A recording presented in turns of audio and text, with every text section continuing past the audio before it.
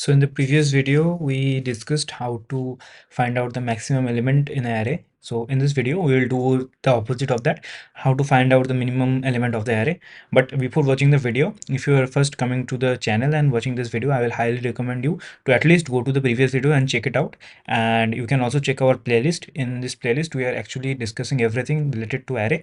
So you can go and follow along from the first video along only. So we discussed all the theories and we also solved a lot of questions, and we are also planning to solve a lot of more questions. So our entire array is covered. So in this video we will discuss how to just find out the minimum element in an array. So for that, let us first create an array in arr, and we can just give it a like length of 100. And what we can do, we can just take an input from the user for the length of the array. For that, we can just create an int n, and we can just take an input from the user n.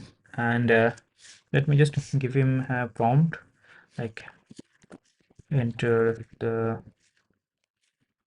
array length.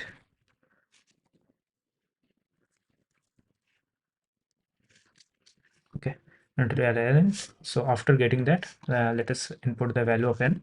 Now what we can do, we can just run a for loop from int I equals to 0, just I equals to 0 to I less than n and I plus plus.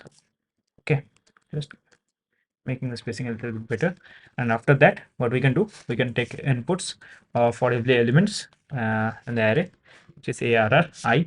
So in this arr I, our loop will traverse the entire array and will take all the elements as input. And now our code for finding out the minimum element in the array. So for that, what we can do, let us create a int min. Okay, it will be same as int max. Let us get an int min, and here we can declare like int underscore min. So what it will do, it will just give us the maximum value, not min, we should use here max. Okay, it will give us the maximum value which integer can store. So after getting this, what we can do, like from int I equals to 0, this will be same as before. We will traverse the entire array I less than n, and after that I plus plus. And what we can do, to traverse the entire array, we just need to go for arr I. Now in this arr I, what we will do, we will just compare it.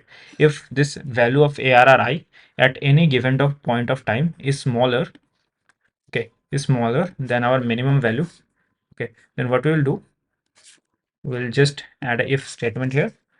And what we'll do, we'll update our minimum value with the present index value. Okay, present index value of the array. Okay, after the entire thing, we will see out our value, our min.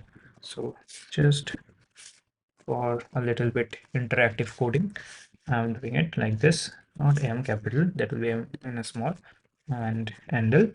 And after that, now you can see the entire code. So what we did, we created an array. We take a variable in to get the length of the array, and after that, what we did, we created a int min. Okay, so where we will store the minimum value. Then we take the input of n, and after that we take input in the array. Okay, we traverse the array and we take input on every element for the every index of the array. After that, we traverse the loop again, and here while traversing the loop, we just check every indexes.